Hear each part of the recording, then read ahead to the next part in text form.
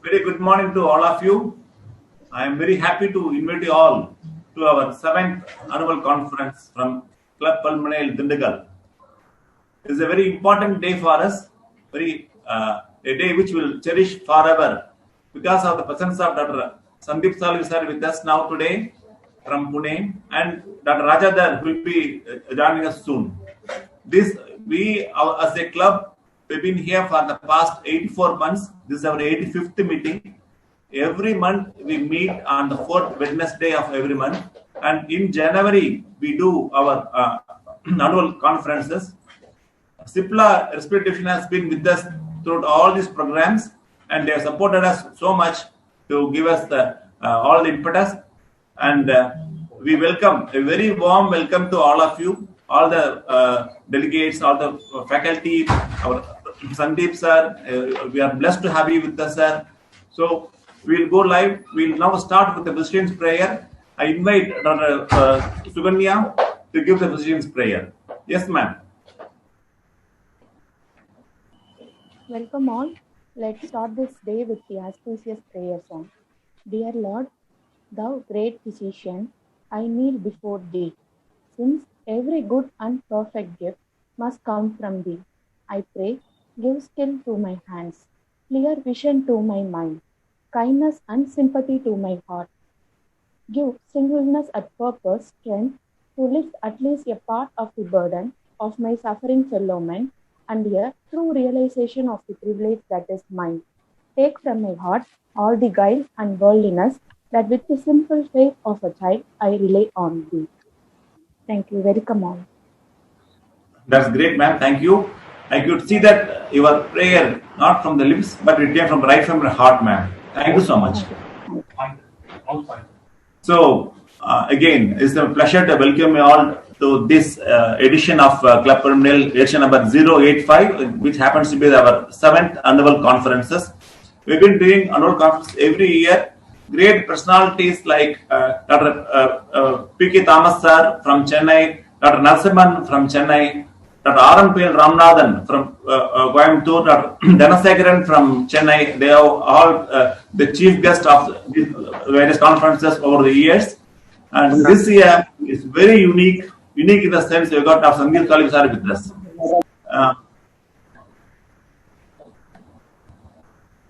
So these two great personalities who are the faces of Indian pulmonology to the world, Dr. Sandeep Salvi and Rajadhar, they make all the difference.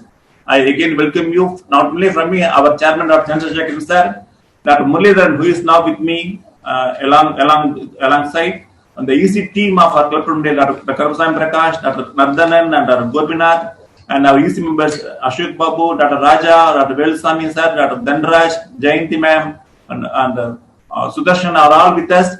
So once again, I thank Cipla people for ordering such a very nice program. This program is to be taken throughout India. It's a pan-India program, I believe.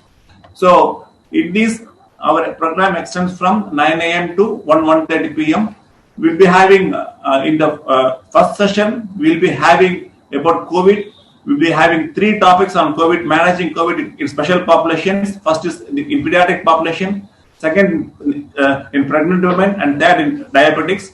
Our session 2 will be the much awaited oration by Dr. Sandeep Salvi sir on the introduction on the changing paradigms in the pathophysiology and management of bronchial asthma in India. He'll be the speaker during that session. And session 3 will be again a symposium on drug therapy in COVID. The first topic will be the role of antivirals in the therapy of COVID. Second will be the role of fibrinolytics in the COVID post-COVID scenario. And session 4 belongs to Dr. Rajadhar. He'll be giving a talk on a comprehensive prescription of COPD. And session 5 is just a fun session where a surgeon will come and talk about the life of surgeon during and after COVID pandemic. And last 15 minutes we will be having the closing remarks by the guests. This is the rough plan. All the speakers have been chosen very carefully. Leaders in their own right. They have excelled. They have great service. And all even the chairpersons are also very nice. So we're very happy to have such a great blend of youth and experience with us. should have a very great session. We start the first session. I invite Sandeep Soliza to be the chief moderator. He will be present throughout the session, and you will give the comments later on. First session is managing COVID patients with pediatric patients. The chairpersons are Dr. Sambat, my classmate, and the speaker is Dr. Rajkumar. We know Dr. Sambat is a very simple man, but man of great qualities. He's done actually a lot of good to the Dr. Raja Madurai Pediatric Department. He's a faculty.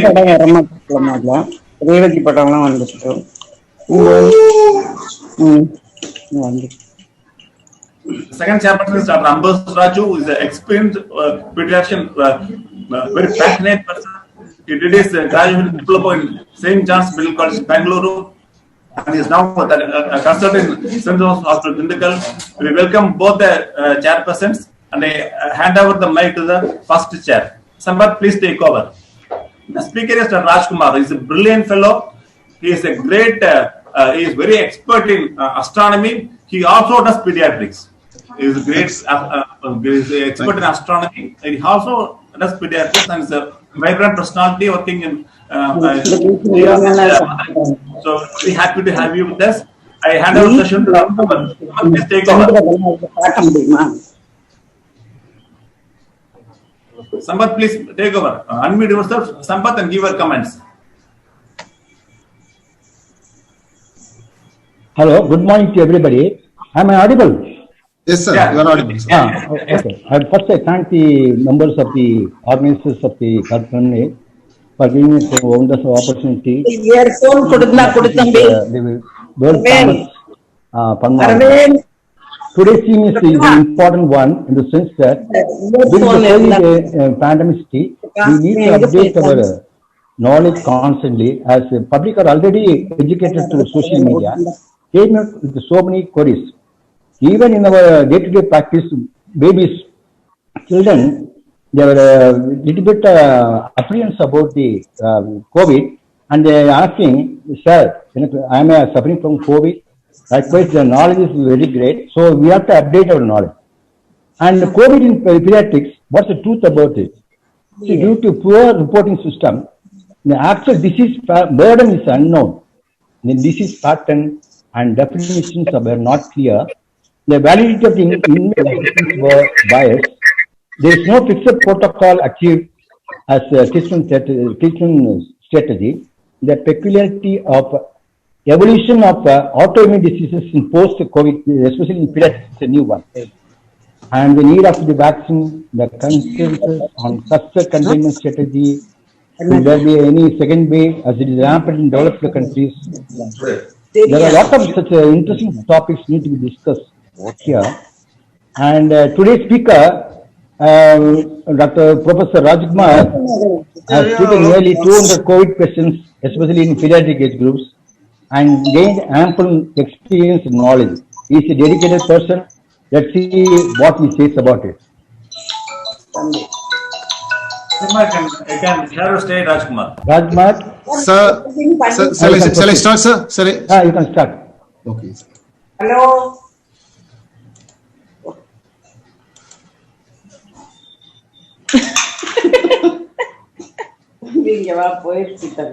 எப்ப ஒரு second உட்கார்ந்து அவங்களுக்கு ஒழுங்கா பண்ணி கொடுங்களேன்ப்பா.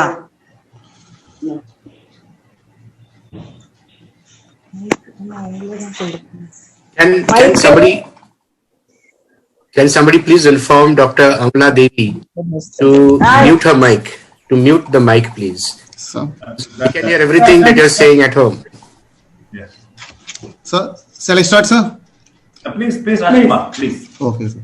Sir, respected organizer of this Club Palmanel annual conference, EC team and office bearers and members of Club Palmanel, respected chairpersons Sambat sir, Ambrose sir, and other delegates and participants, a warm good morning from myself, one and all. Today, I'm going to talk about the peculiarities of pediatric COVID and its management.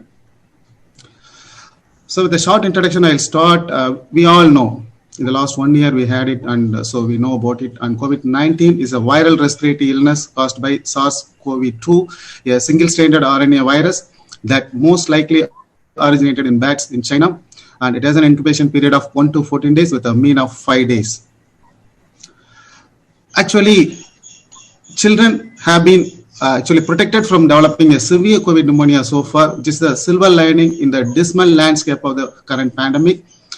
A study from China actually showed only 94% of children positive with RT-PCR with virus having asymptomatic or a mild moderate illness, while 5% having a severe disease and less than 1% having a critical disease.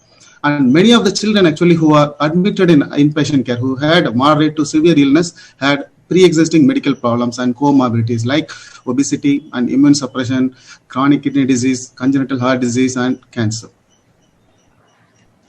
So this is the 2 days back, actually, CDC is giving every week update. And this is the CDC update about COVID-19 mortality from USA. You can see the extent, out of 3.5 lakh, it's almost 3.5 lakh people who died in the US due to COVID-19 so far.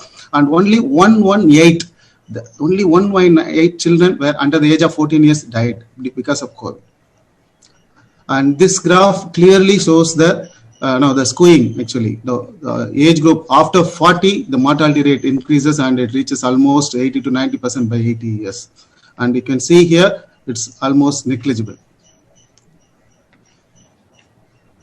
So, coming out to this mystery, actually, this is almost a mystery. Why? The rate of infection is almost similar to adults, but pediatric patients are less likely to develop a symptomatic COVID-19 infection. And very few, even if they develop a symptomatic infection, very few go on to develop the dreaded cytokine storm, which is the rule in adults. A lot of patients develop cytokine storm and die, but here it is very, very, very less. So what is this mystery? So this is a demystifying of this mystery. There are 5 reasons why children escape from severe COVID-19 illness. So I'll be talking about one by one. For the first one is, children younger than 2 years, they've been having minimum respiratory infection at least 4 to 5 times per year, and they spend a median time of about 44 days with respiratory illness. And all of these respiratory viruses, the most common are rhinovirus, adenovirus, and coronaviruses. Actually, previously we had almost 6 coronaviruses, and 4 are very, very common. The HKU1, NL663, and so on.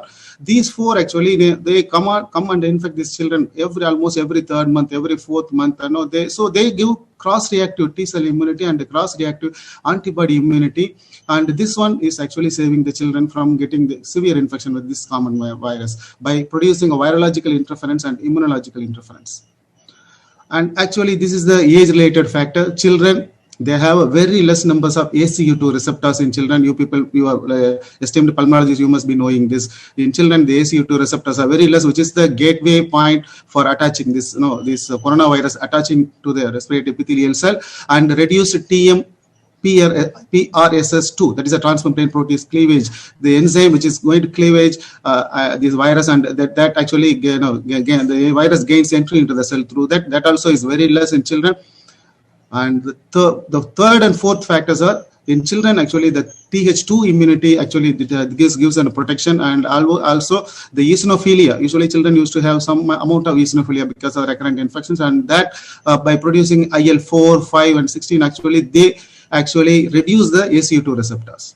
And finally, children tend to produce lower levels of pro-inflammatory cytokines like interferon alpha and TNF. This alveolar IL-6 concentration are also very, very low in children compared to adults. And children, whenever they are exposed to an insult, they have a very low tendency to produce inflammatory cytokines. So the chance for an explosive immune reaction with the coronavirus is very, very low because of this. And that's why cytokine storm is an exception rather than the rule in pediatrics. So with this, we go to the clinical presentation.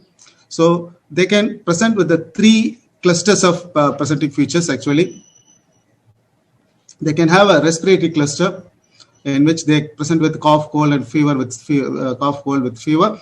And the second one is a mucocutaneous entry clusters of GE symptoms and rash and conjunctivitis similar to Kawasaki disease, which are the symptoms seen in children with the MISC, multi-system inflammatory disease syndrome in children, which I'll be talking later, and a very rare cluster of neurological features, particularly seizures and confusion. These two presentation actually, they can go very bad and they can present with a lot of complications. But the respiratory one, we know that's usually it subsides spontaneously. So this is the classification of pediatric COVID, and with a simple URTI, it may go on to form a mild pneumonia, severe pneumonia, and later on in susceptible children, it may go on to produce a severe ARDS, sepsis, and septic shock. So coming on to the investigations, actually, the viral testing remains the gold standard, and RT-PCR is the gold standard with of upper or lower respiratory tract secretions. RT-PCR, on if done correctly on the 4th, 5th, and 6th day, can give almost 60 to 70% result. And X-ray chest also help us, and it may show patchy infiltrates, and CT chest may show the nodular GGO opacities like in adults. And CBC will help us in actually identifying early with lymphopenia less than 10%, and the NLR ratio will be skewed towards 7 or 8, and elevated CRP. Yeah, elevated inflammatory biomarkers with the onset of CRS, that is cytokine release syndrome, we may identify it. So we'll go to the management of pediatric COVID-19.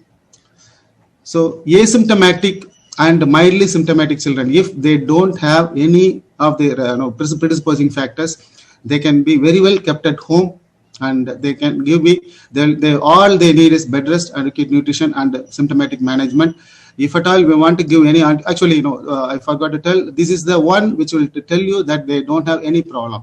When the lymphocyte count is more than 1100, when the NLR ratio is less than 3, there is no thrombocytopenia, and if then D dimer is normal, CRP is less than 6, and X-ray is normal, there is nothing to worry about. Nothing to worry about. They can very well be kept at home if they do not have any other chronic diseases. And if they have chronic disease, they can be admitted in a hospital, and they with a level 1 care. Without just cohorts, they can be kept with other cohorts, and they will be daily monitoring for the development of, if at all, if they are going to develop a serious symptom. And for regarding antibiotics for this asymptomatic or mildly symptomatic, actually no antibiotics are to be prescribed. And if at all they need any antibiotic, if there is a secondary bacterial infection, co-amoxiclav with or without azithro can be given.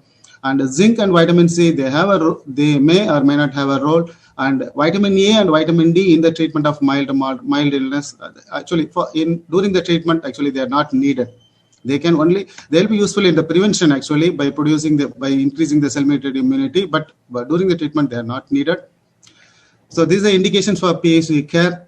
This is as regard any severe acute respiratory illness, and when the saturation is falling below 90%, and where there is severe chest indrawing, grunting, and altered mental status with multiple organ failure developing, and children with underlying conditions, especially those, they should be admitted in PSU care and receive the severe COVID-19 pneumonia management. So coming on to the drug therapy, various antiviral drugs and immunomodulators, they have been tried in adults, and they are also tried in pediatric age group. But out of all these antiviral drugs, only one drug is prescribed in pediatrics, remdesivir. And other ones are actually, they are either ineffective or sometimes they are dangerous. And chloroquine, hydroxychloroquine, ritonavir, lopinavir, and ivermectin, actually they should be avoided in pediatrics. And coming on to immunomodulators, there are so many immunomodulators again tried in adults and proved to be effective. But in pediatrics, only tocilizumab and corticosteroids, and recently baricitinib. These are the three immunomodulators are actually there to be used in pediatrics. And here we use tocilizumab and corticosteroids in Madurai.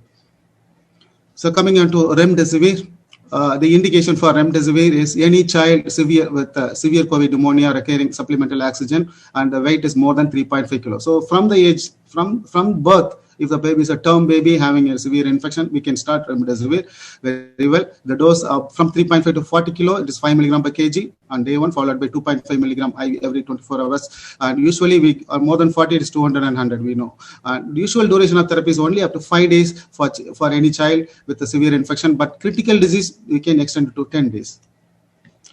And a few word about the cytokine release syndrome. Actually, you people all know, well versed, but the same in pediatrics: severe inflammation with hyperferritinemia, high CRP, and high interleukin 6 levels. How to monitor? We at the time of admission, we get a baseline CRP, D-dimer, ferritin, LDH, interleukin 6 levels, and then monitor them at least once in 48 hours, 2 to 3 times per week till the 10th or 11th day, because usually they develop by 9th day to 11th day of admission, the infection actually.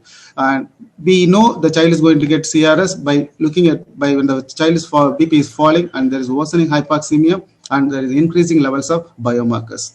So immunomodulatory therapy has to be considered on a case-by-case basis in cytokine release syndrome. It is not a universal, one drug fits all. So tocilizumab, it's an IL-6 inhibitor. We all know the dose is less than 30 kilo, 12 milligram per kg for one dose, and more than 30, 8 milligram per kg for one dose. The maximum is 800 milligram for pediatrics.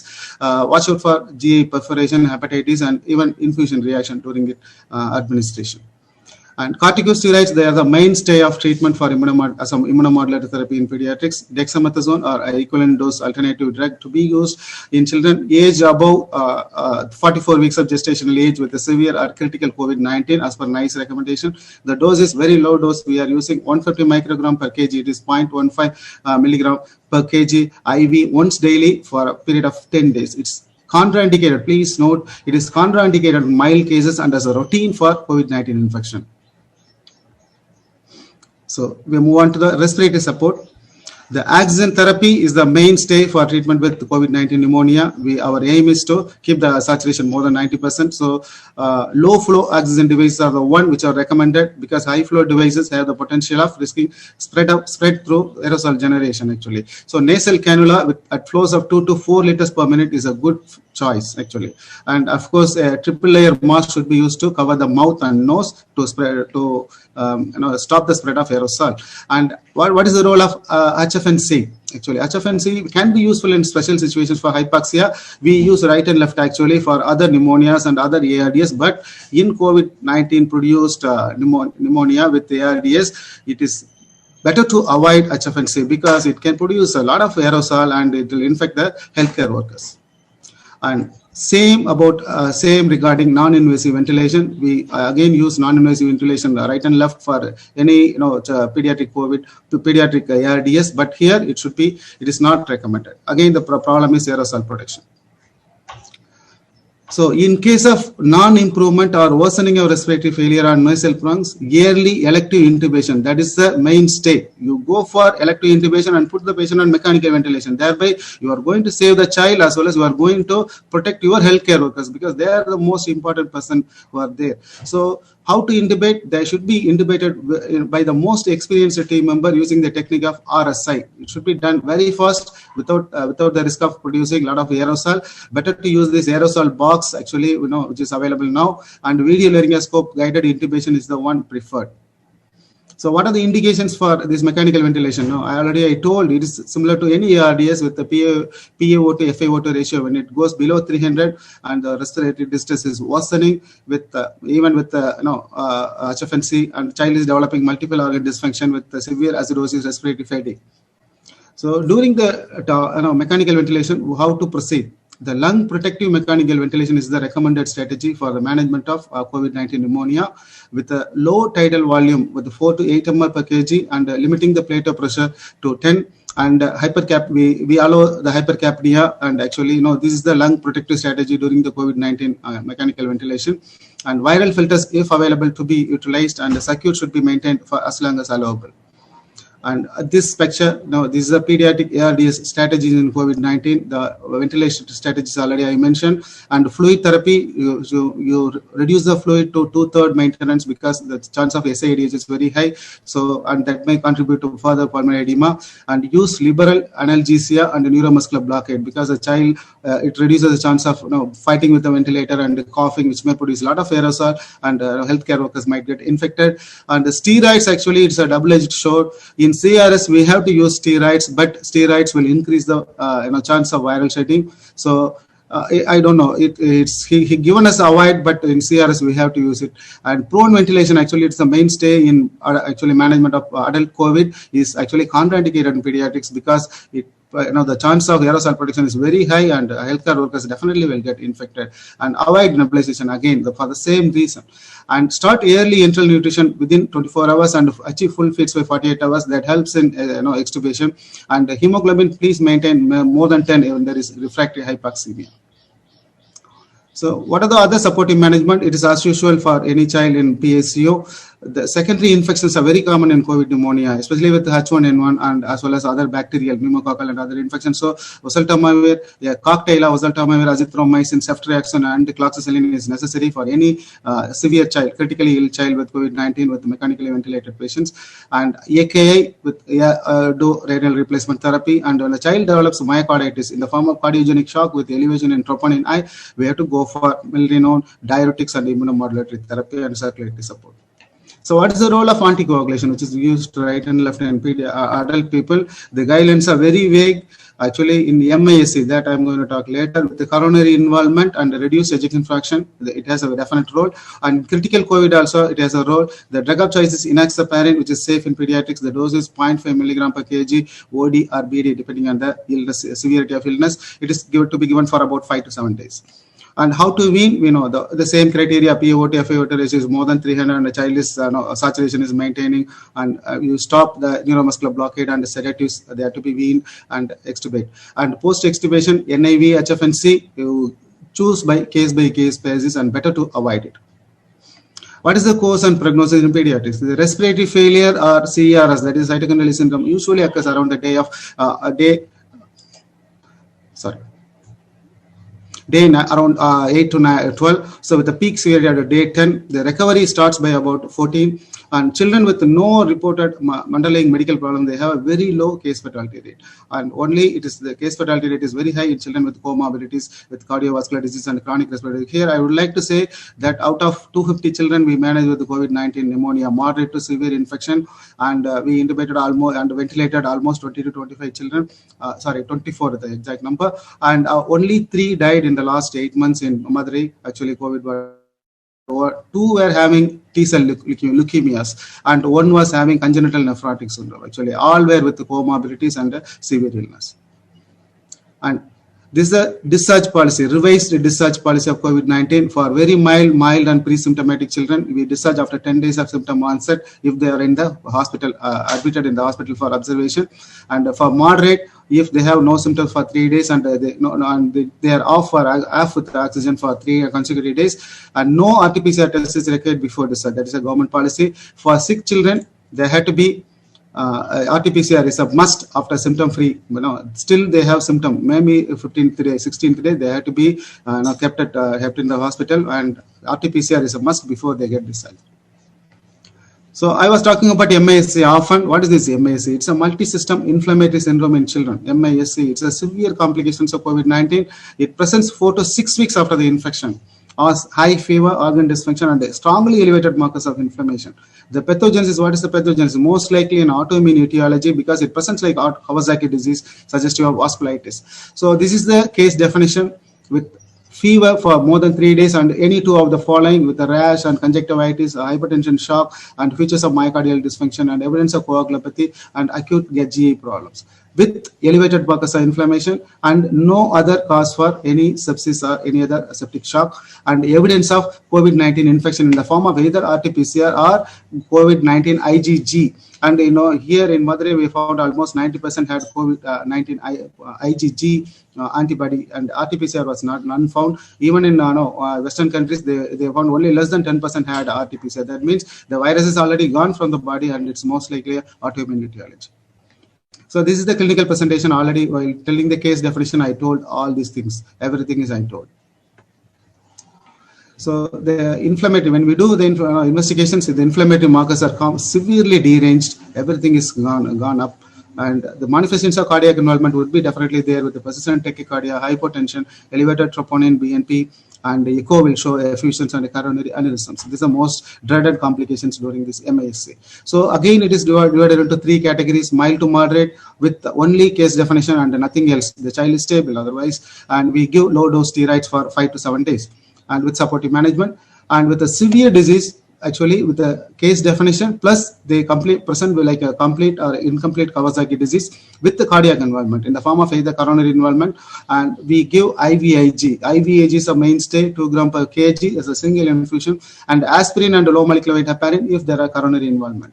And when the child has a critical disease, when will you say when the child fulfills case definition as well as the child presents with the severe shock and coronary involvement, there the child has to receive IVIG and methylprednisolone and aspirin and low molecular heparin if there is coronary involvement. That's about MASC. So coming on to the special situations. So what is the role of vaccination for children? And actually, no, unfortunately, sadly, the vaccines have been, the children and most teens, below 18, they do not yet qualify for any COVID-19 vaccinations. Why? Because the child vaccines are not tested in this group. And the reason is, I mentioned in the first few slides, the child sparing effect of COVID-19. Very few child, they are dying. Only old people are dying. So the companies and the governments, they were concentrating on how to save this world, how to save the most protective people. So as a result, as a cost-cutting measures, it was not at all done. But it is a very bad strategy so far, because what is the main driver for COVID-19 vaccine? We want to achieve herd immunity. How to achieve this herd immunity? The children are part of the transmission chain, and we have to get to that stage of herd immunity. They have to be included, and that means coming normalcy. And a lot of companies already started the vaccine trial for children between the age group of 12 to 18, and we'll get the results by 2021 summer. And Oxford University already started from 6 to 11 also. So the less than 5 is the most difficult one. Will be doing from the trial will be done in the later part of this year, and the dose will be almost same as adults for more than 12. So what about the care of infants with COVID-19 positive mother? They can very well continue breastfeeding because COVID-19 virus has not been reported from breast milk, and even 1 or 2 cases it is, it's a very rare exception. And the benefits of breastfeeding is enormous. So continue breastfeeding. Even if the mother is sick, she can express the milk and continue breastfeeding. And what about autoimmune disease? Does COVID-19 induce autoimmune disease? There is a suspicion that COVID-19 has induced a lot of autoimmune disease in children, especially type 1 diabetes mellitus. We are seeing a lot of new onset type 1 diabetes mellitus presenting with the DKA. Could it be coincidental? One more minute. Could it be coincidental or due to direct viral effects? Because beta cells, they carry the ACE2 receptors, and the virus can enter inside and it may cause damage. Or could it be due to autoimmune reaction? These are the questions which will be answered most hopefully this year, because a lot of studies are going on. So with that, I come to the conclusion of my lecture. I'll tell the carry home points. Due to some peculiar age-specific factors, most children escape unscathed. Those presenting with mucocutaneous cluster and CNS symptoms have a very severe illness. And mild to moderate pediatric COVID, they do not require any treatment and no specific treatment. And useful drugs in severe COVID are remdesivir, Tecdexa, and tocilizumab. HFNC and NIV are better to be avoided. Go for intubation and mechanical ventilation if the child worsens on O2 prongs. And watch out for MASC, which might hit after a month of COVID-19 infection. And don't hesitate to give IVIG in such cases. Resultant coronary aneurysm can be quite troublesome. And babies born to COVID-19 mothers, they can very well breastfeed safely. And none of the current vaccines are indicated for children under 18 years, but this might change in the coming days. And look out for type 1 diabetes mellitus and other autoimmune diseases in children who has a COVID-19 infection in the recent past. So thank you, sir. Thank you for giving me the opportunity. Great.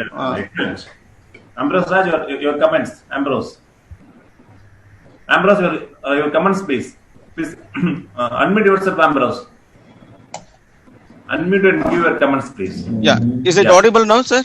Yes, Is it audible? Yes. Thank you, Professor Rajkumar, sir, for your excellent presentation. You have covered all the important points in pediatric COVID-19. That also in a very short presentation of a few minutes. Due to lack of time, actually, I touched just a few points. But if anybody is really interested, they can ask questions. I can explain further.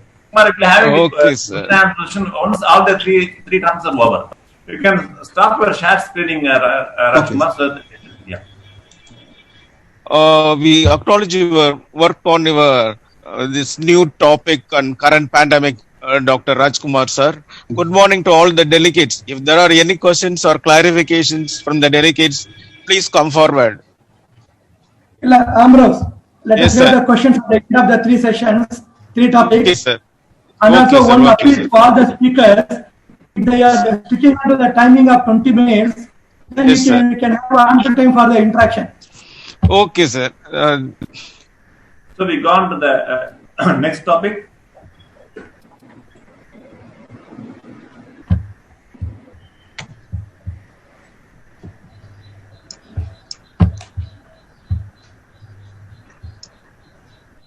Good morning, friends. We had a wonderful first topic. Let us move on to topic 2. And the topic 2 will be managing the COVID in pregnant women. Now, for this, we have got 2 chairpersons. One, Dr. T.K. Shanti Gunasingh and Dr. Amala Devi. Actually, Dr. Shanti Gunasingh is my classmate. She's a very intelligent and clever lady. She's a very good clinician. She's very sympathetic to the patients. Consultant in OG, former director, Institute of Obstetrics and Gynecology, Chennai. She former HOD in Kilpatrick Medical College, and lot of I had a CV runs over 2 pages. Importantly, I would highlight is she is a recipient of Dr. A.L. Mudaliar Traveling Fellowship 1993, invited speaker at national and state level conferences, conducted numerous free medical camps. This is one point I would highlight. She has got the clinics in 2 places. At one place, almost for all the patients, most of the patients are poor patients. She is giving free treatment. Such a wonderful lady. She has wide experience. Welcome, Dr. Gunasingh. Second chairperson, Dr. Amala Devi, our own Dindikal senior physician. She is a backbone of Fox. A lot of meetings and lot of free medical camps for the poor patients. And she was the president of Dindikal IMA, and she did wonderful job for the 2 years, and very good, vibrant and energetic lady. I'm very, very happy to invite both the chairpersons. The speaker is Professor Dr. Revathi Janakiraman. When I was doing my house agency in 1983-84, she was a tutor in Madurai Medical College. Such a dynamic lady. Now, let us pass on the session to the chairperson. Please, Dr. Shanti, take over the session. You can introduce the speaker, topic. Good morning to one and all. I thank Dr. Muralidharan and Dr. Sekhar for having given me the invitation to join you all in your prestigious annual conference. And we know that COVID in pregnancy is the need of the hour, when especially we are anticipating a second wave. In swine flu, where pregnant women are at higher risk for affliction, it is not so in COVID. But then older, obese, pregnant women with comorbidities are at risk of severe disease. And one thing unique about pregnancy is we are dealing with 2 lives, both pregnant woman and the fetus. And although transmission earlier was said to be nil, now we have a lot of reports talking about transmission to the newborn. Also, it is too early to tell about the long-term effects on the newborn. So, yesterday we came to know that we had a large cluster in Tiruvarur district. So, we have to be really still careful about COVID-19. And to talk about that, we have a great orator, Dr. Revathi Janakiraman, who's a former vice president of FOXI, president IMS Madurai, and a great orator and teacher. Dr. Revathi Janakiraman, please.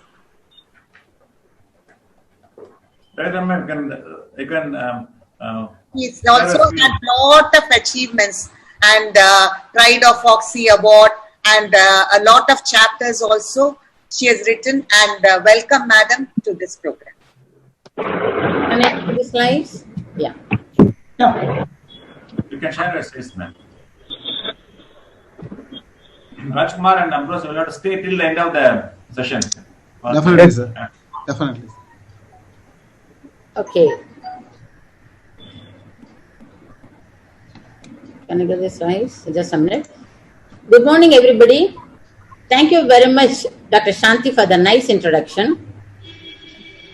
Actually, last year in 2020 April, the initial period, when I was asked to talk about COVID in pregnancy, there were only a handful of cases all over the world.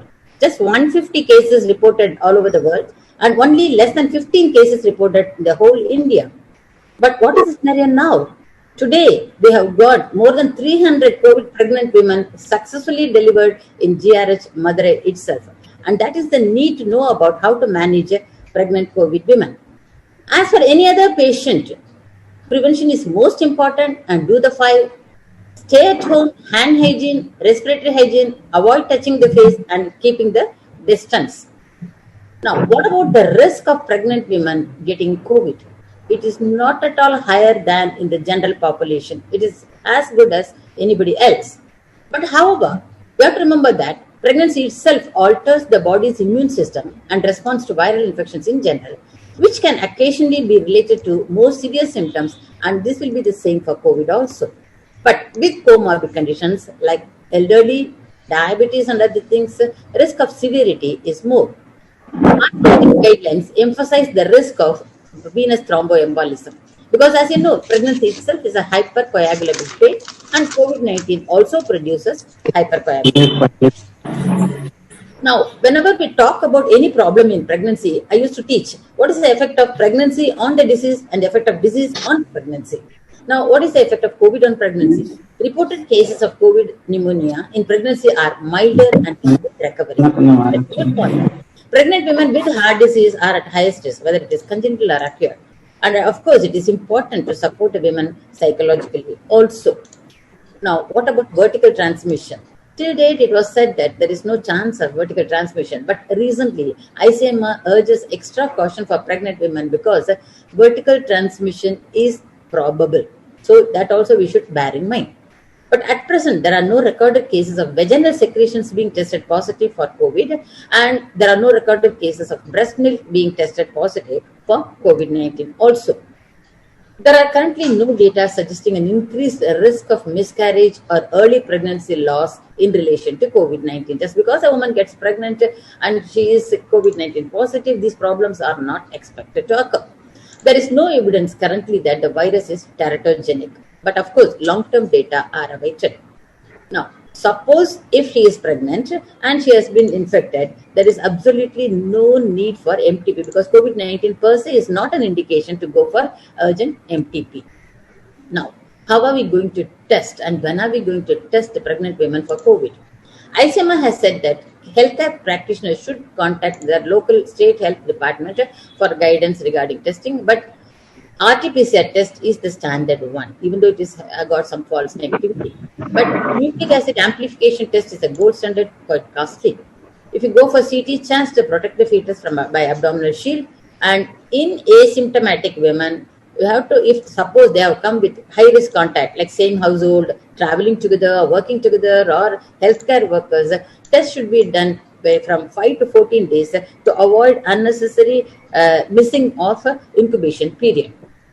Now, as per the instruction of the JDHS, all pregnant mothers, even if asymptomatic, if they are presenting in labor, are likely to deliver within next 5 days, they have to be tested. And samples should be taken by the nearby hospital facilities. Now, healthcare providers should remember these points. There is a possibility of decreased healthcare workforce, potential shortage of PPE, and limited isolation rooms. So we have to create a plan to address them. Also, we have to maximize the use of telehealth across as many aspects of prenatal care as possible. Now, to manage women in 4 main settings is the guideline from FIGO. Number 1 is the antenatal care in outpatients, obstetrical triage, intrapartum and postpartum management. Now, when I teach, always I say that managing a pregnancy is antepartum, intrapartum and postpartum. Now, the same way, let us see how we are going to manage COVID pregnant women in all these 3 setups. Now, antenatal pain management is appointment prior to visit. That's very important. Just like that, they cannot just drop into our cabin. And minimum in-person OPD visits, like a FIGO suggestion, just 6 visits is good enough. 12, 20, 20, 30 to 36 and between 37 to 41 weeks. Unnecessary frequent visits are not required. All other visits by tele or video conferencing. Now we have to stress upon the need to come alone or with only one accompanying, because not like any other patient, antenatal patients will be coming with all in-laws and relatives with the minimum 5 to 10 people. That should be totally outdated. And remember, as far as possible, telemedicine is to be utilized. During the antenatal period, virtual prenatal care visits and home monitoring of weight, blood pressure, fetal heart rate, blood sugar, and of course with the specialists like maternal fetal medicine specialists and genetic consultation can also be done by telemedicine. So also after delivery, lactation support and virtual postpartum visits can be taken through telemedicine. Appropriate isolation of pregnant patients who have confirmed COVID-19 are persons under investigations. Basic and refresher training for all healthcare personnel to include correct adherence to infection control practices like PPE use and handling, and sufficient supply of appropriate PPE and processes to protect newborns from the risk of COVID. Precaution for healthcare workers. Very important is that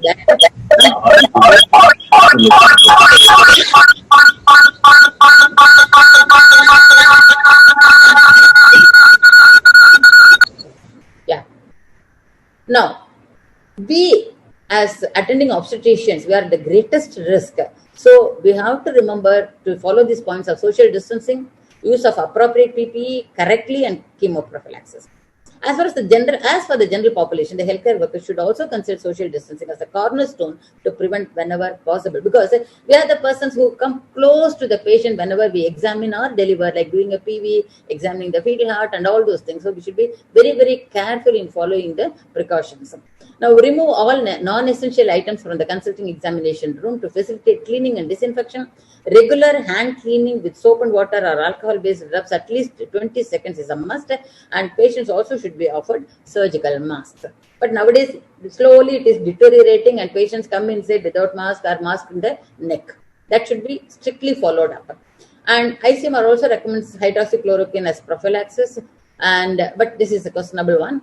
And healthcare workers should not fall into a false sense of security that when pharmacoprophylaxis is being used, other preventive measures should be taken. That is very, very important. And once a patient comes comes to us during the antenatal period, get the self-declaration forms for those who are having travel history. Very, very important. In case the person has any such history in the last 14 days and symptomatic as per case definition, she should be isolated in the hospital and will be tested. Information of all such cases should be given to state helpline. For all pregnant women, obtain the following information. History taking is very important. Detailed travel history of exposure to people with symptoms. As such, whether the patient herself has got any symptom of COVID, you have to ask. Otherwise, they never come out with that. Just like the cough fever, they just ignore. And whether they are coming from hotspot area, immunocompromised condition, and any other comorbid condition are very, very important. Now, what are the things you should do and don't do? If a woman meets the criteria for COVID-19 testing, she should be tested. And until test results are available, she should be treated as though she is a confirmed case of COVID-19. But at the same time, don't delay the obstetric management in order to test the COVID-19 till the result comes. Okay, you have to continue the obstetric management. And elective procedures like induction of labor for indications that are not strictly required, routine growth scans and routine investigations are better to avoid. They should be reduced to minimum, and they should be at the discretion of the care provider, not as a routine. And if ultrasound equipment is used, it should be decontaminated after use. Now, defer routine visits and tailor it to a minimum, as I told you, only 6 visits. And for women who had symptoms, appointments can be deferred until 7 days after the start of the symptoms.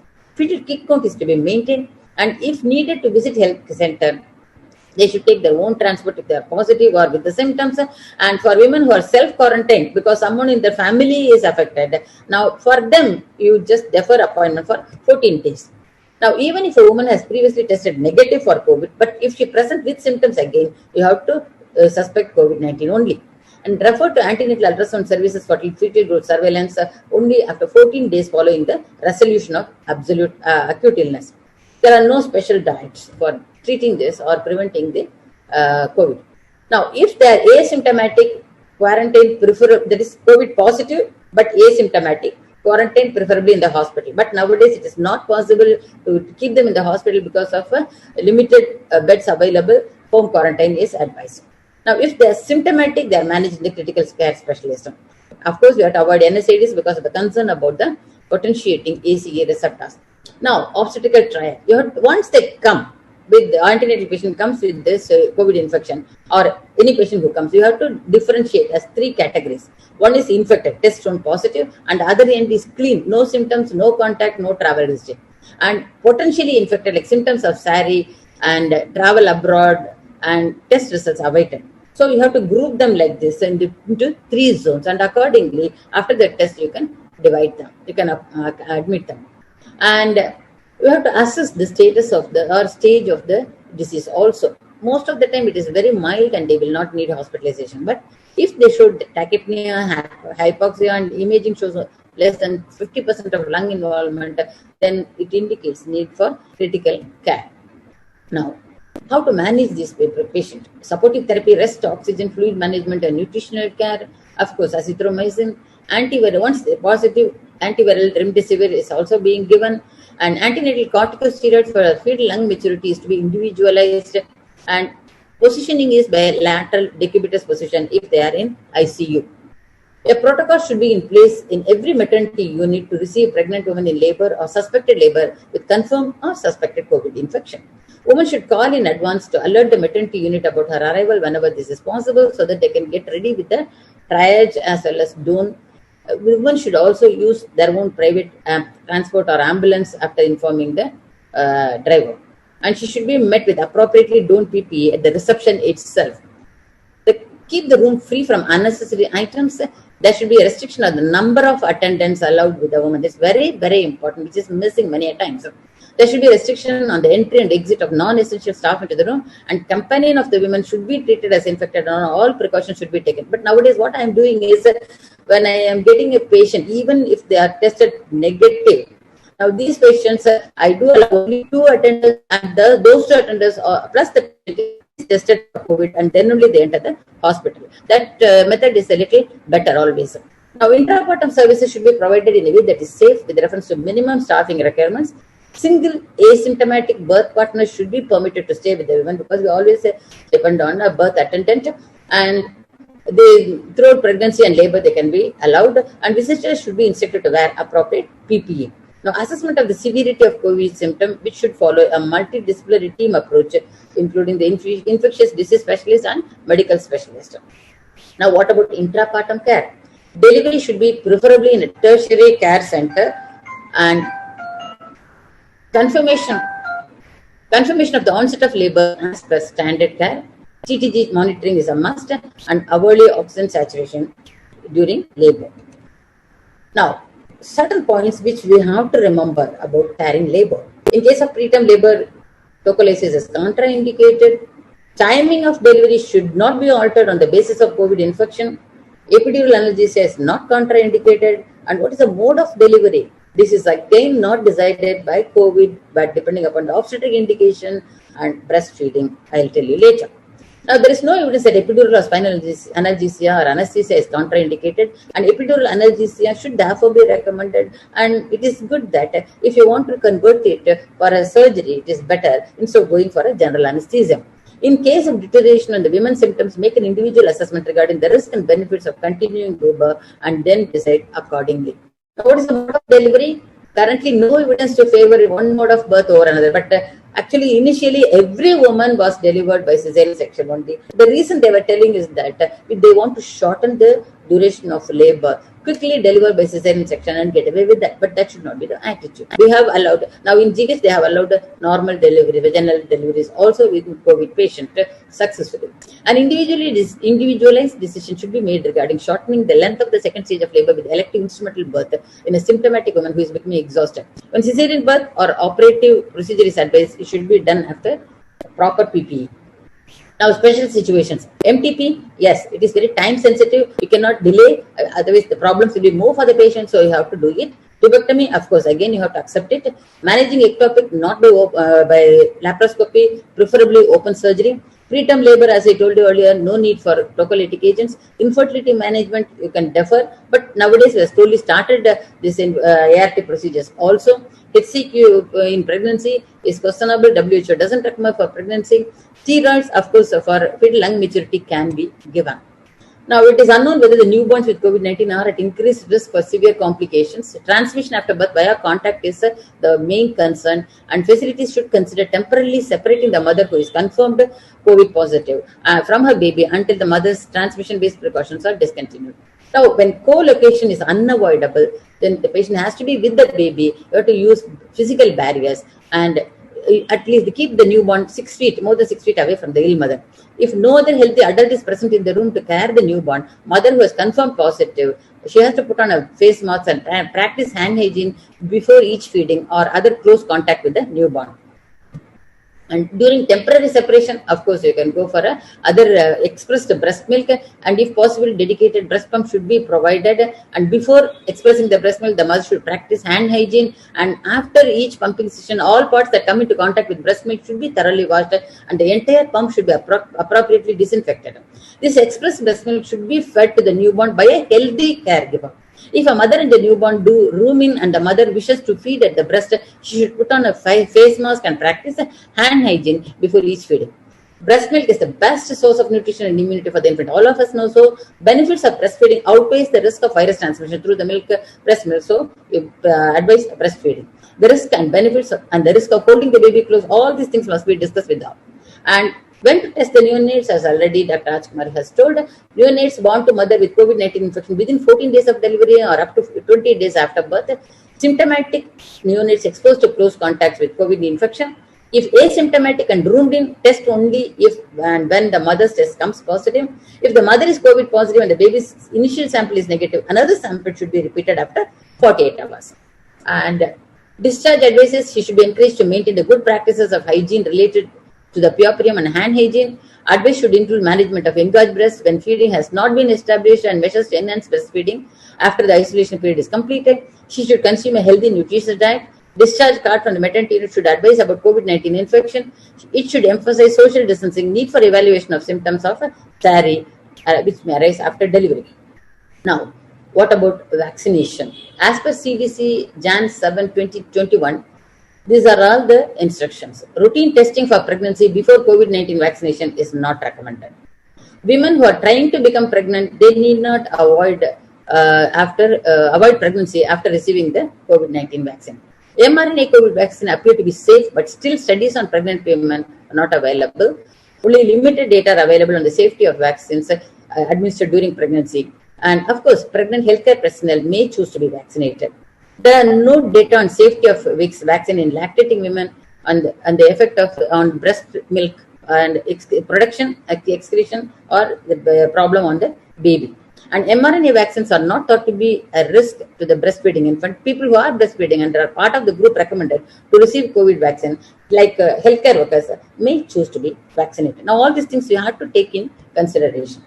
So, dear friends, knowing all these facts, let us fight against COVID with all precautions and reach our goal of healthy mother and healthy baby at the end of every pregnancy. Thank you very much.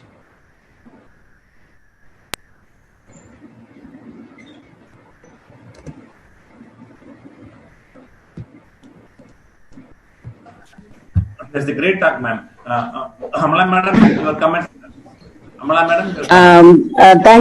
Thank you for the organizers for the wonderful 7th annual Club Pulmonale Conference and CME, and especially my sincere thanks to Dr. J.C. Sekhar and Murali. My friend Dr. Revati has given an elaborate, wonderful, crystal clear talk on management of pregnant women, but as the immunological compromise status and physiological adaptive changes during pregnancy, the pregnant women are more susceptible for COVID-19 infection, because although we had a limited statistics at present, because only 1 year has gone through, the analysis has a number of significant limitations. The pregnant women doesn't different in any way from the normal population. Only very limited number of studies are available. Timing of delivery, there is no difference, depend upon the obstetric indication. Regarding the vertical transmission, the rare, but it is possible. the management include COVID-19 related deaths were also similar in pregnant and non-pregnant women. So no preterm births and fetal losses not yet reported. There are certain centers like You're unmuted, ma'am. Please unmute you. Ma'am, you muted, Amla, ma'am. Yeah. Now we can so there is for any common population, like any population, mothers also be treated the same, but you should have a fetal and monitoring should be the same. Individualized delivery planning should be there, and multi-speciality team-based approach should be given to the antenatal mothers and the pure mothers. So medication should not be, it doesn't differ from a pregnant and non-pregnant women. So the same management drugs should not be limited for pregnant women. So the same treatment for any other population. So thank you for again for all the organizers for the wonderful opportunity given to me to be a parcel of this program. Thank you. It's a great talk, madam. We enjoyed Dr. Ravi's talk. We now move on to the third session. Dr. Ravi, ma'am, and others, please stay on the page. Once this session also is over, we'll have the questions. The next topic is managing COVID in diabetics. The first chairperson was to be Dr. Vadivel Murugan sir, but unfortunately he could not make it. He had a small mishap in his family, so he couldn't come. And now I invite the second chair, Dr. Kamaraj, to take over the session. Dr. Kamaraj is a senior assistant professor, is a very hard worker, very popular teacher in Theni Middle College. He is the Department of General Medicine. His special interest is in diabetology. Welcome, Kamaraj, sir. Sir, good morning, sir. Good morning to all, sir. Sir, good morning. Am I audible, sir? Yes, yes. Sir, audible? Sir, good morning. Sir, good morning to all, sir. Sir, on this auspicious occasion, with immense pleasure, I would like to thank to all our Club Pulmonale Organizing Committee, our chairman, sir, our secretary, sir, and financing secretary, sir, to given this opportunity, sir. Today topic is actually that is managing of COVID in diabetes. Diabetes is an important comorbidity. There is a risk of complication is higher in diabetic patients than non-diabetic patients. The complications are ARDS and sepsis, MODS. Actually, more than 20 to 50% COVID-19 patients have diabetics, ma'am. Most of the diabetic patients are obese. So there is obese-related problems will occur. Then associated with hypertension, dyslipidemia, coronary arteries, CKDs. So with these comorbidities, the outcome also very worst outcomes. The outcome is more than 50% compared to non-diabetic patients. There is some why diabetics the infection is more common. There is some defect in innate immunity response. The innate immunity is defect, so the infection more chance of occur in diabetic patients. In the COVID-19, it produces hyperglycemia. It affected the beta cells by expressing a angiotensin-converting enzyme. Okay, that it produces not only affect the beta cells, it damages the cells and hyperinflammation, respiratory failure, all these complications occurs. Thank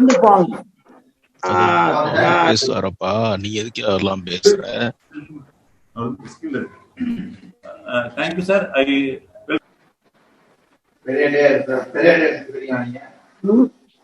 Speaker, Dr. Varun Sundaramurthy, sir, to deliver this topic. Sir, I invite our speaker, Dr. Varun Sundaramurthy, sir, to deliver this topic, sir. Thank you, sir. So I could not share the screen, sir. I think the previous speaker should come out of the sharing, sir.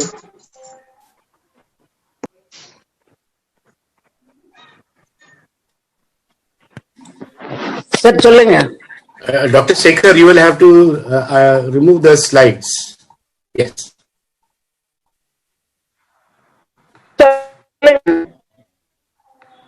Hello. Yeah. I'm getting onto it, ma'am. I'm getting onto it.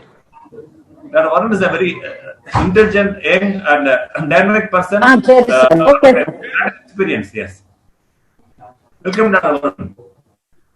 Sir, thank you so much for that brief introduction, sir. Is my screen visible to everyone, sir? Yeah, clear. You're audible and you're visible also, please. Yes, sir. See, good morning, one and all, for this forum and presentations. And I especially thanks Dr. J.C. Sekhar for inviting me as a speaker. And I really appreciate Dr. Revati madam's talk previously we had. It was very elaborative and informative. And with that, we start our sessions. My topic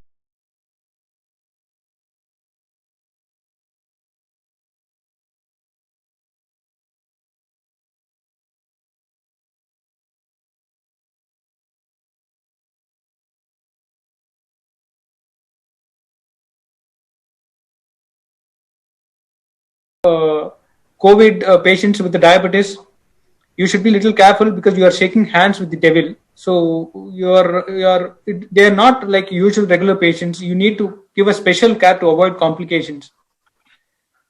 So if you consider COVID and diabetes, the COVID-19 related diabetes poses a special it's a problem in the patients because it has a complex pathophysiology. When you see how this SARS-CoV-2 enters the human body, it enters through the ACE2 receptor, which has been present in expressed in most of the metabolic organs like pancreas, kidneys, liver, etc., etc. If that is so, it alters the glucose metabolism, causing hyperglycemia, thereby altering the inflammatory as well as the immune responses, posing this patient at greater risk of developing severe COVID pneumonia. So that is the reason why most patients with diabetes have a severe COVID pneumonia. And usually, previously, we used to see the diabetic ketoacidosis being common in type 1 diabetes, but whereas the patient presenting with COVID pneumonia with type 2 diabetes most frequently present with diabetic ketoacidosis with the metabolic complications requiring high insulin infusions. And this high insulin requirement is because of the relative insulin resistance which we encounter in patients with COVID pneumonia. All these predispose to hyperglycemia and alter in the inflammatory and as well as immune responses, making the patient more prone for infections. So today we will be discussing only on moderate to severe COVID pneumonia with patients with diabetes. So what is the pathogenic link between COVID-19 and diabetes? The pathogenic link between COVID and diabetes is affected through a glucose homeostasis alteration and as well as alteration in the inflammation and immune system. And thereby affecting the ACE2 receptors by binding onto it, there is an activation of renin-angiotensin-aldosterone system as well. So the fluid management in those patients is also very, very difficult because these are the patients who got severe pulmonary edema and as well as prone for pneumonia. In that situations, in case if there is an impaired hemodynamic compromise or impaired volume optimization, results in a flooding of the lungs, and again will be difficult to wean the patient out of ventilators, and there will be poor lung complaints. So for that, you need to understand how does this immune system works with COVID. Normally, when you get a viral infection, what happens? The innate immune response. The innate immune response is nothing but which has already been there from your birth. What it does is that it encounters the viral infection. The virus which enters the body will be tackled by the NK cells, which directly goes and hits it. It kills the virus. And in case if this NK cells, natural killer cells, if it could not able to tackle that viral infection, it seeks help from the T cells through the antigen presentation. That is the local macrophages or dendritic cells, which takes the part of the virus and present it to the T cells, CD4 T cells. That CD4 T cells will prime the CD8 cells and as well as B cells to produce antibody and directly attack the infected cells, causing restriction and containment of the infection. So this is how the normal immune system functions. So what happens in COVID? If you look at this picture, the COVID virus enters the cell through the ACE2 receptor or TMPRS receptors where the viral replication occurs. This viral entry into the cells is properly recognized by the macrophages inside the cell, and these macrophages started secreting chemokines and cytokines. The cytokines will further stimulate the T cells and monocytes and macrophages. They recruit large number of inflammatory cells into the picture, and they try to contain the inflammation through the CD4 primed CD8 and B cell activation. So that will produce an antibody. That antibody will go and bind with the virus and inactivate the virus. That virus will be phagocytes by the macrophages. So there will be containment of the infection, and the cytotoxic CD8 directly goes and hit the infected cells and it destroys it. And there will be a programmed cell death. The inflammation will be properly contained. This is how the healthy immune response occurs. But whereas in patient diabetic, there will be dysfunctional immune response. So what happens? This antigen presentation and contained inflammation will not occur. There will be excessive infiltration of the inflammatory cells, preferably monocytes, macrophages, and T cells. And there will be a systemic cytokine storm, and there will be extensive lung damage causing pulmonary edema and pneumonia. This inflammation not only confined to the lungs, this will spread to the systemic circulation and will cause multi-organ damage. You know, you have already seen in patients, in case if there is a single organ damage, there is likely chance the patient would come out of ICU. In case if there is an involvement of the other organs as well, especially if kidneys get involved, it is very, very difficult because the prognosis outcome is very bad, and patients with lung involvement has yet another organ damage. So diabetes and immunity. See, if you see the patients with the severe COVID pneumonia and in ICU and death, and most of them have a clinical characteristic having a very high elderly age, more than 65 years, and particularly male age, and those with diabetes and cardiovascular disease are at higher risk of developing this comorbidities and morbidity and mortality. In that situation, if you look at the earlier studies, it clearly mentions that cardiovascular disease and diabetes is at very high risk of getting moderate to severe disease and ICU stay. Why is this happening? This is happening because of the depressed immune response. There will be a dysregulated immune response. What happens in diabetes? There will be neutrophil chemotaxis is affected, so that the neutrophils can't go and check with the infection site. So the phagocytosis is affected, the intracellular bactericidal killing is affected through CD8, and there will be opsonization is defective and cell-mediated immunity is defective. This is the reason why there is a dysregulated immune response causing multi-organ damage. And I think you know about opsonization. Opsonization is nothing but making the virus more edible for the phagocytes to eat. The complements will go and bite onto the cells which get infected, so that the phagocyte easily identifies it and goes and eats it. Even that will get affected in the patients with diabetes. So almost all the inflammatory, the immune response is hampered, causing this viral replication more florid, and there is an extensive inflammatory response. This is what we have discussed, and this immune system finds it difficult to check with the infections. And what happens finally is that it can't identify the infection, it can't contain the infection, and moreover, on top of it, this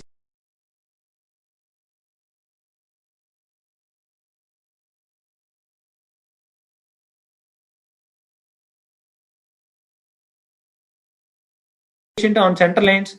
This will go into the body, causing line-related bloodstream infection and as well as pneumonias. We know that how this hyperglycemia affects the infection. This hyperglycemia induces a protein which promotes addition of the bacteria and fungus onto the epithelium.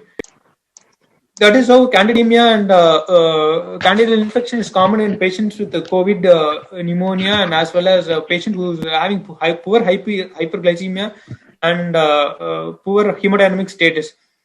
And you know that the patients with diabetes also at higher risk of developing mucormycosis and Burgholderia, this melioidosis. You know that diabetic ketoacidosis, which separates the iron from the protein. The free iron which is available will be taken by the mucor for its growth, and that is how it invades the tissues, causing a greater problem. And this is advanced glycated end product, which is common in hyperglycemic status, which enhance the uropathogenic E. coli to bind to the bladder epithelium, causing urosepsis. So these patients are at high risk of all these infections, not only severe COVID pneumonia, but also at risk of developing other infections as well. On top of this, not only these COVID conditions, not only this diabetes, The therapies complicating diabetes in COVID, especially the steroid therapy, which cause hyperglycemia through gluconeogenesis and as well as poor uptake of the glucose into the adipose tissues and muscles. This further aggravates the hyperglycemia, causing immune and inflammatory dysfunction, especially in a patient who is getting higher doses, more than 1 milligram per kg of prednisone or more than 40 milligram per day in adults. How this works, this hampers the lymphocyte function, this causes lymphopenia, and as well as affects the lymphocyte to identify the antigen. It can't recognize the antigen, the viral entry, and so this port of entry will not be checked, and there will be a dysfunctional immune response. The same we have discussed with diabetes. The neutrophilic migration out of blood into the infected site is hampered. Phagocytosis is affected, opsonization is affected, and CD4 mediated cytotoxic clearance of the virus is also affected.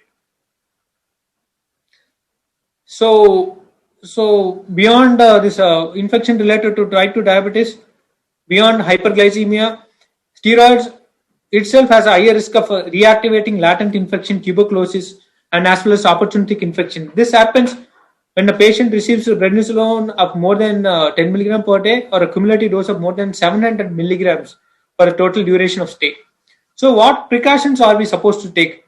These patients, as we are dealing with moderate to severe COVID pneumonia alone, we are going to see only, and this part of the slide, the orange one, where you need to monitor for new onset diabetes in infected patients. It's been well documented that a patient with COVID pneumonia has a new onset diabetes, aggressive hyperglycemia, and it needs a strict glycemic control.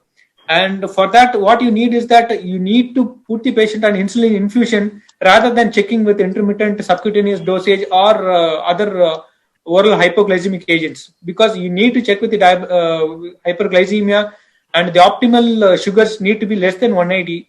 If you keep it that way, you have a good control on your immune system as well as inflammatory response. You can very well take the patient out of ICU as early as possible. So what are the therapies? It's been documented. It's been recently published in the Lancet recently in the June 2020. It clearly says that insulin has an added advantage over other OHAs, especially over SGLT1 inhibitors and as well as metformin, because this insulin is well tolerated by the patient, and you can directly, on putting the patient on infusion, as a good check on the patient's glycemic status. And apart from insulin, you can also use DPP4 inhibitors that has a good tolerance with the patient. But in case if you use SGLT inhibitors or metformin, there is a problem with dehydration, lactic acidosis, and this sugars in the urine will also causes urosepsis as well. So it's better to put the patient on insulin infusion and DPP4 inhibitors, especially in patient who's on high dose of steroids and poor glycemic index. So how all this complicate the picture for a patient with severe COVID pneumonia, diabetes, and who's on steroids, or at risk of COVID pneumonia, and the lungs will be leaky because of the extensive inflammation and damage. So you need to have a good control on the fluid status. In case if there is a slight increase in the fluid status, would flood the lungs, and there will be a difficulty in weaning the patient out of the ventilator. And because of the poor dysregulated inflammatory response, a high risk of developing cardiovascular events, MI, and poor check on the immune system will result in bloodstream infections and as well as urinary tract infection and reactivation of latent infection and opportunistic infection. I'll give you an example on all this.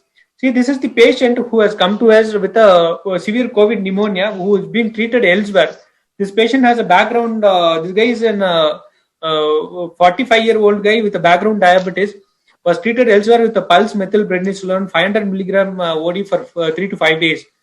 And he has recovered and was discharged and came again with a breathing discomfort and was found to have an cavitated pneumonia. This was turned out to be mucormycosis and as well as aspergillus. But despite of the treatment, this patient succumbed to his illness. So this is how it happens. It complicates the picture. And this guy, who is an 55-year-old gentleman who has come with COVID pneumonia, treated elsewhere with high-dose steroids, and has come with a worsening breathlessness, was referred here for further management. This guy had a pneumothorax at the time of presentation, and we put an ICD, and it was complicated by the bronchopleural fistula, and this guy had a cavitary pneumonia, if you could be able to appreciate that in the picture. That was showing an extensive load of tuberculosis because of reactivation of latent TB infections. These are the complications you encounter. And apart from the infectious causes, the diabetic patients are at risk of developing extensive lung involvement and as well as the fibrosis. See, this entire lung is almost like fibrosed with interstitial thickening as well. These are the patient who needs a prolonged ICU stay at risk of developing complications. He needs a special care, and this guy is going to get discharged after 45 days of ICU stay. And this is a very interesting case, the last one. This patient has presented with a severe COVID pneumonia, was about to fail with a severe respiratory failure, type 1 respiratory failure, has come to us. We put the patient on ECMO. After 36 days of ECMO, we have weaned him out of the ICU and as well as the ECMO support. If you look at this picture, we couldn't take him for a HRCT because he was very sick, requiring ventilatory support, complicated by left side pneumothorax, and his lung compliance was very, very poor. His PCP status was positive, that is pneumocystis jirovecii was positive. He was put on Septran and as well as steroids. See, in 5 days, look at his improvement in the lungs. These are the complications you would expect in the patient with diabetes and severe COVID pneumonia, and you need to appropriately focus on that and you need to treat it. With that thing, I would like to conclude my speech with a take home. In a patient with COVID-19 and diabetes, you need a strict blood sugar control, which is very, very mandatory. Prefer insulin over other therapies, and DPP-4 also helps. Keep the threshold low for insulin infusion in patient requiring steroid doses. And in case you find it difficult to control the sugars, don't wait. Please go ahead and start the patient on insulin infusion and check with the electrolytes and fluid balance. And remember one thing, keep the patient dry. Avoid second organ damage, especially kidneys. In case if you get AKI, it will be difficult to take the patient out of ICU because there will be fluid overload, it will flood the lungs, and it will be difficult to take the patient out of the ventilator support. And most patients with COVID pneumonia and diabetes will be having poor appetite. The nutrition intake will be very, very bad. You need to put the patient on RT feeds and start them early on the feeds and put the patient on physiotherapy as well. This is very, very important because that will pull out some glucose out of blood into the tissues, and that will help us good glycemic control. And watch for infections. If you suspect infection, always confirm the diagnosis and put the patient on appropriate therapy. If you follow all these instructions, definitely it is easy to take the patient out of ICU, and you will help the patient get a successful clinical outcome. And I once again thank you for the organizers for inviting me for this talk, and I really appreciate it, and thank you so much. Thank you, Arun. It's a great talk, Arun. Excellent talk. I thoroughly enjoyed it. A lot of experience. And to see a patient with ECMO coming out so nicely after so many days is something unbelievable. ECMO is death knell, that's what we learned. But you have managed to bring him out after a long days of ECMO. That's great. Hats off to you. Great talk. Any comments? Sir clearly described the complex management of COVID-19 diabetic patients. Very simple. He simplified all these things. He described everything. I would like to congratulate the speaker for his nice, excellent, elaborative, and more informative presentation, sir. Any questions from the delegates? Varun, you can stop your screen share, please. Varun, you can stop your screen share. You can stop your. Yes, sir. Dr. Sandeep Salve, sir, your opinions and comments. Yes. So I must say that all the three talks were absolutely brilliant. I got to learn a lot just by listening to these. I would call all of them as stalwarts in the field. I was particularly impressed with Dr. Revati. She's a real teacher, a genuine teacher. Recommend her. Thank you. I would recommend Dr. Revati to convert her talk into an article that she can publish in a journal, or if it could be a part of a textbook chapter, because she has got so much of knowledge, extensive knowledge, in-depth knowledge in all areas of COVID-19 pregnancy. It is such a rare thing to have this knowledge. So, Dr. Revati, I think you should convert this into a very nice article. Sure. Thank you very much. Thank you. I have already written an article for public in Dinamalar and Hindu. Okay, but I think even doctors need to be educated. And you have so much of knowledge that you should share that with everybody. Dr. Varun gave a brilliant talk. We are following 2,000 cases of COVID-19 from across 5 hospitals here in Pune. And one of the striking features that came across was presence of diabetes increased the risk of death by around 3 to 4 times among COVID patients. So it's a very, very strong predictor of death in patients of COVID. So I think it's very important to ensure that diabetic patients are protected as soon as possible when they catch the infection. I remember reading a couple of articles suggesting that those diabetic patients on metformin were particularly at a lesser risk of developing a serious form of the disease. So I was hoping that I would get some slides from you, but you particularly talked about the role of insulin, which is quite new for me. So thank you for that, Varun. I think Dr. Rajkumar also gave an absolutely brilliant talk. The chairperson introduced him as somebody who has already treated 2 cases. It would have been nice to see what is your overall summary of the 200 patients that you have seen. How many of them have died? How many of them were asymptomatic?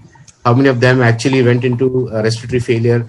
So I was very excited to see of your presentation, but perhaps because of lack of time, you may not have presented that. Yes, yes, sir, definitely, sir.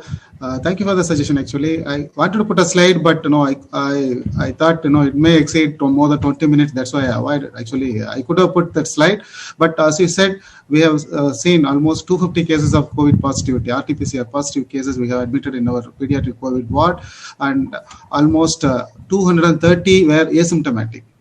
And they were incidentally they become COVID RT-PCR positive because one of they exposed to COVID positive persons either in their home or maybe in the neighborhood, and the rest 20 actually they become symptomatic, moderate to severe, and we have admitted in our actually in PICU, and out of them only for 7, I think 7 or 8, they become very sick. They were intubated and they were put on ventilator, and 3 died. And already I told those 3 actually 2 were having T-cell leukemias and they were undergoing treatment for the past 1 year, and 2 died. And the third one is a congenital nephrotic syndrome, 8 months old child. Again, one of the parents were positive and child got infection from the parent, and unfortunately that also died.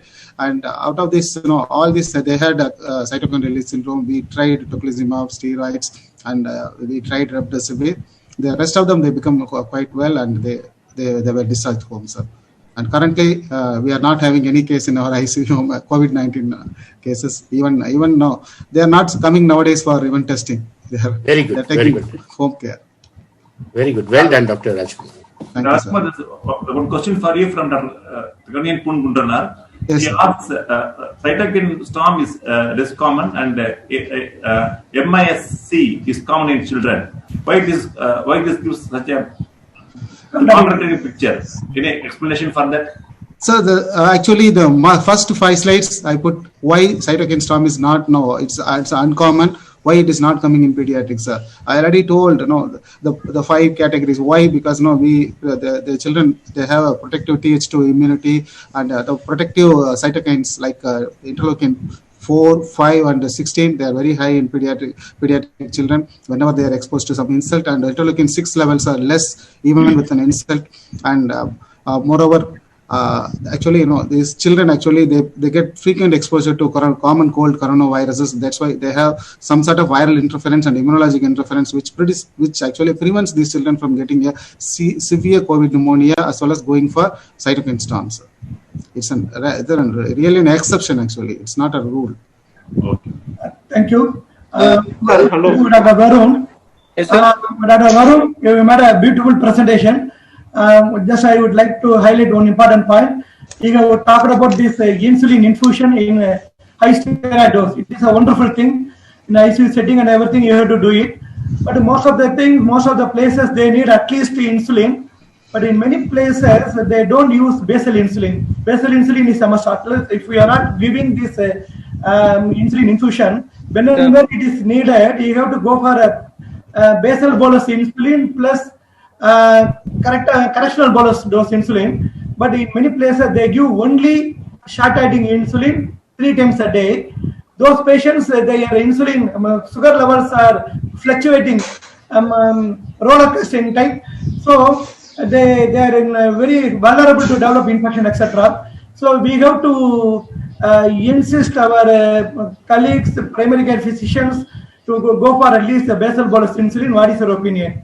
Sir, if it is intermittent dose of insulin, definitely there should be a basal insulin. On top of it, you need to put the patient on short-acting insulin. Yeah. Otherwise, it will be very difficult to have a check on the sugar levels. And of course, it is well documented in the recent paper published in the Nature articles reviews. There is an extensive dysregulated immune response as well as inflammation in a patient with poor sugars control, and it needs to be monitored. And definitely, insulin infusion followed by a basal insulin and intermittent short-acting insulin would help. Wonderful. Varun sir. Sir, we have to continue. What about the AC inhibitor? We have to continue or not? Sir, AC inhibitors, they suggest to continue AC inhibitors as well, sir. But actually, AC2 expression produces there is lot of complications. The triggering effect. But they haven't encountered any significant alterations in the outcome in a patient who has received AC inhibitors, or when compared with a patient who have not received AC inhibitors. So they are not suggesting to either stop or continue. So it is better to continue AC2 inhibitors. Hello. Okay. AC inhibitors. Thank you, sir. Please, sir. I just make a comment. Hello, I'm Dr. Kumaran from Madurai. Can you hear me? Yes, sir. Please, sir. Please. The thing is, my experience has been like this in diabetic patients with COVID. Mild to moderate cases, they continue their OHA if they are on metformin and glucocorticoid inhibitors. We withdraw sulfonylurea if needed. We put them on what's a basal bolus insulin to start with. In patients who are having very severe, who are on ventilator, there is no need for any basal bolus. We go on for insulin infusion, and we use this insulin analog as infusion, and they have got very good results. I don't deal directly with it, but I used to advise my COVID colleagues, COVID warriors we call them. We had more than about 300 to 400 cases which were treated during this past 3-4 months. Of course, now the cases are very less. So we had a very good experience using OHA to start. So thank you very much for a wonderful talk. Rajkumar, you gave lots of insights into the pathogenesis of cytokine storm and pediatric management. Thanks, sir. Yeah. The first test was great. All the three speakers were extremely nice. They did a lot of experience they had. It was given just short bit of 20 minutes each. And as I enjoyed thoroughly all presentation.